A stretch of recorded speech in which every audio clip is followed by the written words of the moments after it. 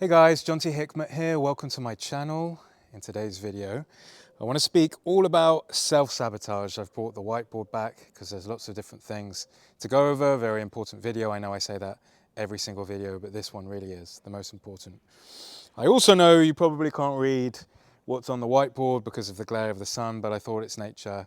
It's beautiful. I might as well do it outside today. So don't worry. It's more for me, just so I can read off the notes. Than it is for you to be able to read it. So if you can't read it, then don't worry about it. But we're going to go over self-sabotage. We're going to go over what it means, why people do it, who does it. Spoiler alert, everyone does it. Everyone self-sabotages in the pain relief process. And we're going to go over the different ways that people self-sabotage and the antidotes to self-sabotage. So that's what you're going to learn about in this video today. If you're new to this channel, if you've never watched any of my videos before, what am I talking about? What are we self-sabotaging? We're self-sabotaging any sort of healing process, pain relief process.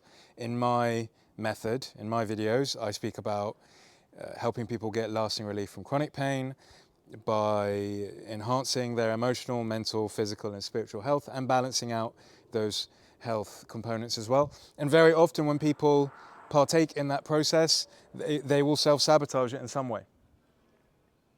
Let's get straight into the what it means to self-sabotage. And I mean, people will self-sabotage other people's methods as well, not just mine. So anyone for any healing method, this is applicable, not just mine. It's not just how people self-sabotage in the Jonty method, the pain relief process. It's any healing process. This is how people self-sabotage. So what is self-sabotaging? So self-sabotaging is when parts of our psyche block progress even though we want to heal. Even though we want to get better and we say we want to get better, we say we want to be normal again, parts of our psyche are blocking progress.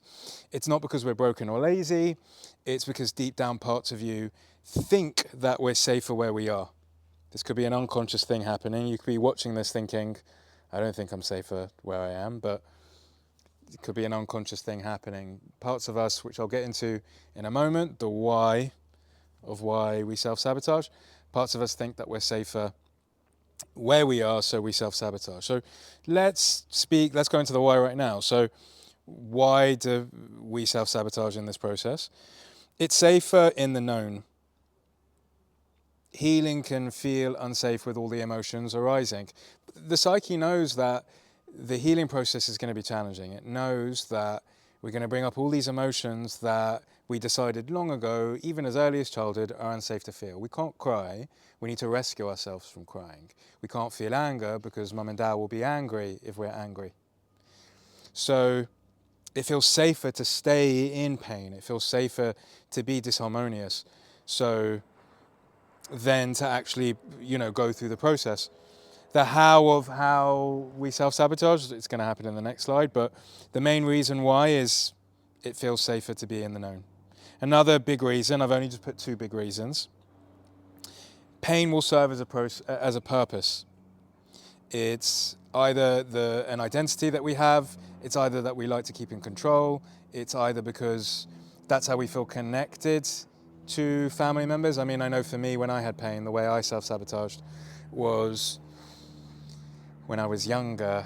The only way for me, at least, again, this is young parts of me decided this, to get attention, was to be in pain from parents and people around me, being the middle child and whatever it was that I had, any complexes I had.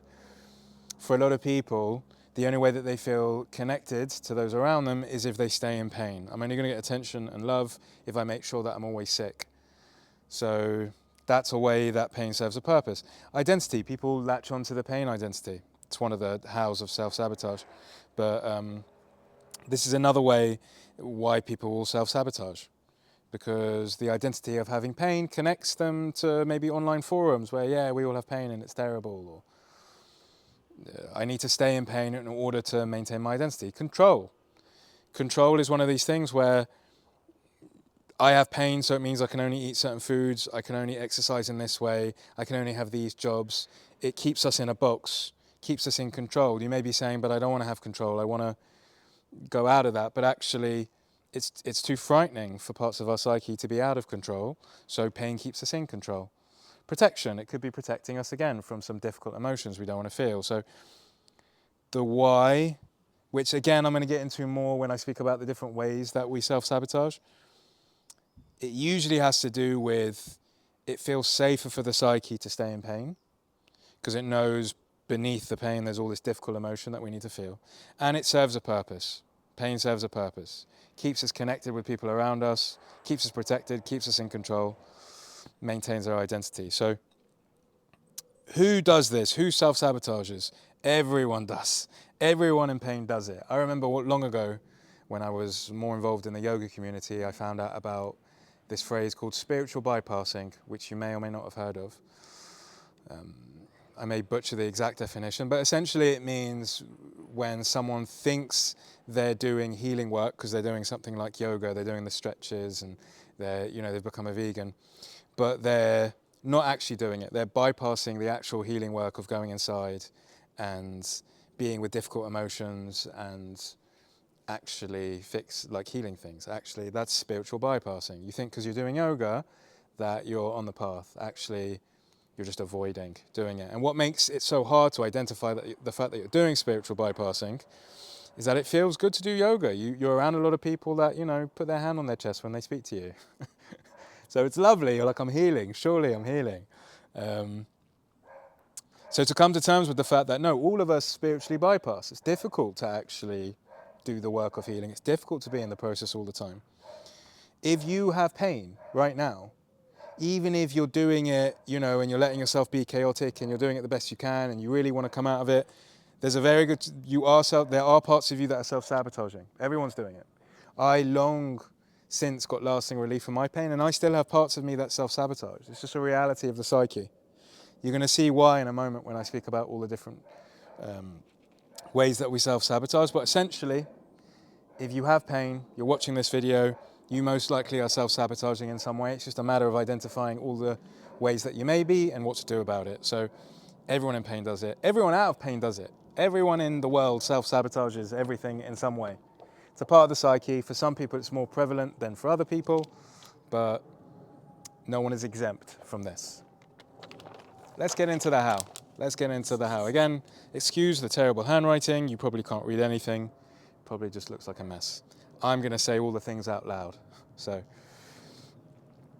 you're going to be good. So number one, I originally listed 10 things and then I found a really important 11th thing. So there's 11. It's not even, whatever. How do we self-sabotage? First one, we self-sabotage by not starting any healing process at all. Some people, they'll just spend weeks, months, years, they'll watch different videos about how to heal, they'll read books, they'll attend lectures, they'll do everything but actually start to do the work of going inside. That's one version of someone that's very into the idea of healing, but they're not actually starting. Another version of someone not starting at all is someone refusing to admit that it will work at all. You probably, maybe watching this, know someone in your life who could really do with this kind of mind-body process, mind-body approach, but they just refuse to even, suggest that it's for them. They're like, no, that's not me. It's not me. I'm not bearing anger. I'm not bearing sadness. I'm perfect internally. I can make fun of that because that was me for years. I was told for a long time that my IBS, my back pain could have something to do with emotions, but it used to annoy me when it was suggested to me. I was like, I don't know where to start with that. And I don't think that I'm doing that, so it's not me, go away. So, number one, self-sabotage is not starting at all, either because you're just watching reels and reading books and not actually doing the work, or because you're refusing to start in the first place. I'm aware if you're someone that's refusing to start in the first place, you're probably not watching this video. And maybe if you were to send it to someone that's refusing to start, they'd be so infuriated by it, they wouldn't even watch the video.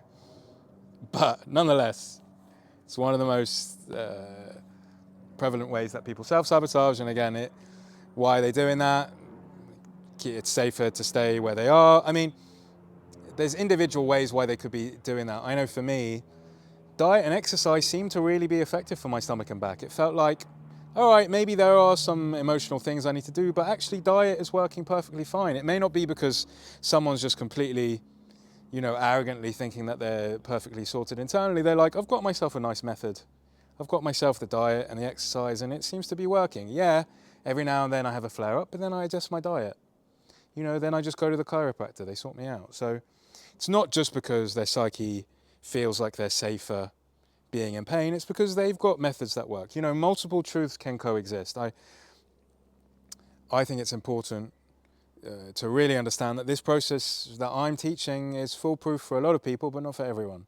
So a lot of people really, they can get over the line by doing other methods, and them not starting it at all may not be a complete self-sabotage. It may be that this method isn't for them. So that's just a bit of a caveat on that. So, okay, number 2, self-sabotage, dabbling. Someone that never commits, always tries new things, trying a bit of this process, and then it's not working. I'm going to try a bit of, doing this stretch, and I'm going to do these like inhale, exhale, breathing techniques, and so many bees around me. Bees are amazing. I'm not making fun of bees. Dabbling as a type of self-sabotage. One foot in, one foot out. Doing meditation for a week, and then when it gets harder, I'm not going to do this anymore. Lots of dabbling could be a type of self-sabotage. Again, the why of it. Feel safer to never really fully commit to something. So that's number 2 type of self-sabotage. And on a follow-up slide, I'm going to speak about the antidotes, how to identify what's arising for you and what to do about it. Dabbling. Number 3, being rigid or obsessed with the different tools. You need to know when to shift. So at one point, I was too rigid with diet and I became obsessed with it. It really worked for me, and then when it didn't feel like it was, I just became more obsessed with diet. I was like, oh, maybe I can't eat beetroot anymore. Like, I really became obsessed.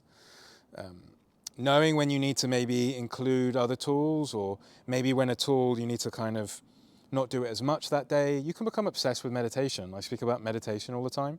You can become obsessed with that and be too rigid with that. It could be that it's a Sunday and you need to go out, friends have invited you out and let's go hang out. You're like, no, I need to do my 30-minute meditation, or I can't go eat in this place because it doesn't have the food I want. Or you need to know when to shift. You need to know when to be flexible. You need to know when to balance things out. You need to know when to live your life and when to be in healing mode. That's also a type of self-sabotage. It may feel as if you're doing what you need to do to heal, but actually you're not getting back to life. You're being too much in control. You need to go, okay, maybe today I don't need to meditate as much, or maybe today I do need to do a bit more meditation. It's where having a community is very important to help discuss these things and to know when to be flexible and when not to be. That's number 3. Number 4, healing identity is a form of self-sabotage. It's something, if you're watching this in my community, we've spoken about a bit. You're never living, you're always in healing mode. Of course, when we first learn this, we want to be in healing mode and we want to learn a lot and we want to really commit to the process, and that may require us to isolate ourselves somewhat temporarily while we're learning everything and doing it. But this healing identity can last years for people. They're never really getting back to life. They're always, I can't go out because I'm in my process. I can't do this yoga because I'm in my process. I can't go on this holiday because I'm in my process. I can't eat this food. I'm healing. That can be a type of self-sabotage, also keeping us safe from getting back to life. You're going to see that some of these are going to intertwine with one another in some way. But the healing identity is something, usually, if we go back to the why, it's protecting us from the feelings that could come up if we're no longer healing. It's protecting us from the fear of who you'll become. I'll speak about that in a bit. If I'm not in healing mode, do I actually have to start to contribute to life? Do I actually have to start to put myself in social situations that are difficult? Healing identity could be a form of self-sabotage. Number 5, chasing quick fixes. Always going to new experts, supplements, treatments, outsourcing our healing rather than doing the introspection that's necessary to actually truly heal. So this can kind of intertwine with dabbling a bit, where we try something for a couple of weeks or months. It's not got me the immediate results I want. I'm going to try and do this other iteration of this thing. It's not terrible if you really don't feel like you're aligning, but really diving in when it gets uncomfortable is really when you need to just lean in a bit more. It's where really having people around you that can help encourage you to go, yeah, you're just there. You're there. Just go into that. I know it feels like all the parts of you are telling you to run, but just go into that. It's going to intertwine with something else I'm about to talk about, but chasing quick fixes, keep outsourcing ourselves to new experts, thinking I'm only going to heal when I get this next expert, when I get this next person's opinion. This also ties into actually fearing it ties into the healing identity and a fear of who you'll become if you heal. It's another version of that. It's another version of you're just constantly chasing the next person, avoiding actually ever getting better. Chasing quick fixes.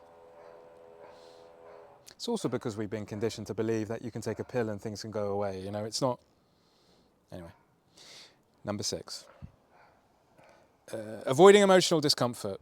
When it gets hard, we intellectualize, numb out, isolate, or distract. So again, they're intertwining. The healing process is going to be uncomfortable. It's going to be uncomfortable in ways that you don't realize. It's not just going to be you're going to feel anger and fear and sadness, even though that's uncomfortable and a very obvious form of it. You're going to experience parts of you wanting to run away. You're going to experience parts of you thinking the process isn't correct. You're going to experience parts of you that are going to just not want to engage at all in your communities or the people that are helping you.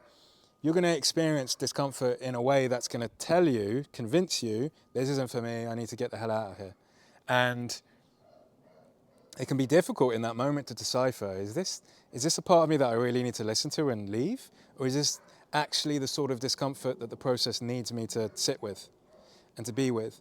And actually this running away is the exact discomfort that my pain is trying to show me to be with. And only when I'm sit with it and I just fully surrender and, have the hopeless panic attack that I need to have, only then will the nervous system relax and get me to the place I want to get to. So avoiding emotional discomfort, it's not just the fear, anger, and sadness that's going to move everywhere. It's also I want to give up, I'm making a mistake, I'm a failure, I need to run. It's also being with these parts of us and what that entails. That's number 6. Number 7. Going it alone. So never letting yourself be seen in this process, be in the community. So on the one hand, a lot of people can get better by reading the books and watching the lectures and it'd be fine. But in my experience, for me personally and anyone that I've ever worked with, it helps to have people that can help you in these pivotal moments, like a moment where you feel like giving up. To have someone there that can tell you it's okay that you're feeling these emotions. It's okay you're feeling afraid right now. You're meant to lean into this and let yourself experience this to get better. If I went about that alone at the time, I wouldn't have got to the next step. So why is going it alone a type of self-sabotage? Well, it depends. A lot of people, they're not self-sabotaging by going it alone. They just feel as if maybe they can get it done. Maybe they may try doing it alone at first and then eventually go, okay, maybe I need a bit of support here. But then again, I know at the time for me, the only reason I started this process myself is because my meditation mentor suggested therapy to me. I wasn't trying to do it. And the therapy was part of the program that I was on. Even at the time, someone had said to me, pay money to go to therapy and pay money to be parts of these communities. I may have hesitated. I may have thought, I'm not paying money to be a part of this. I don't see the value. So a lot of people may go it alone because they don't see the value in maybe investing in themselves just yet. Or they don't even see it as an investment in themselves because they can't see where it's going to get them. It could be that, again, they've parts of their psyche is, when people go it alone, they pride themselves on getting things done themselves. Maybe they've always had to do things themselves. So this is the only way that they know how to do things. Relying on anyone is, they can't. They can't trust them. They think they're going to be taken advantage of at some point. So it could be a financial thing. It could be just they only feel safer if they go at things alone. You can see I'm trying to be very fair about some of these self-sabotaging mechanisms. But anyway, that's number 7. Number 8, perfectionism. A big one in this. What have I written here? The moment you make a mistake or feel pain again, you feel as if the process isn't working. You feel as if it can't be a mess. Healing is messy, it's not linear. So anyone that gets into this process usually has perfectionistic parts, and you are going to make mistakes in this process. You are going to make mistakes in life. You are going to feel pain again at certain points, and When you do, the perfectionistic part of you may self-sabotage and take you out of it. It may say, no, we can't do this. Perfectionism.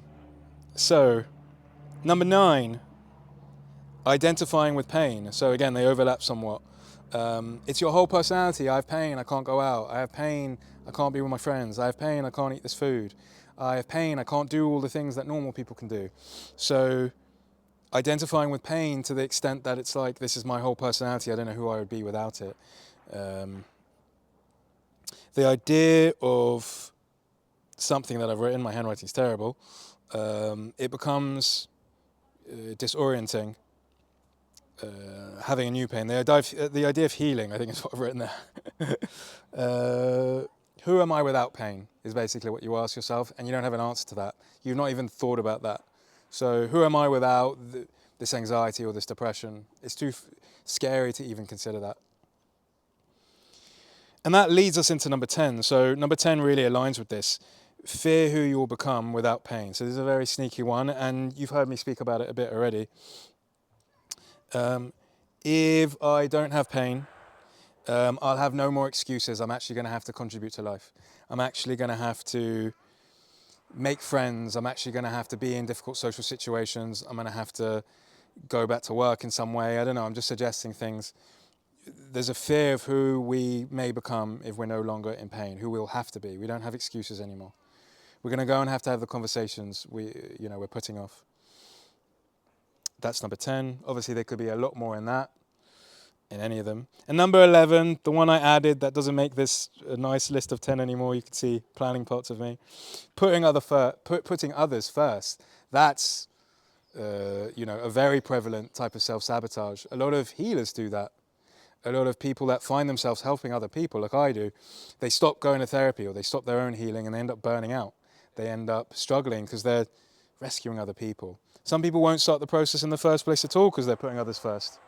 They learn at some stage when they were younger, maybe I'll only get attention and love if I make sure other people's needs are met first. They don't even know their own needs, their own boundaries, because all they've done all their life is make sure other people feel good.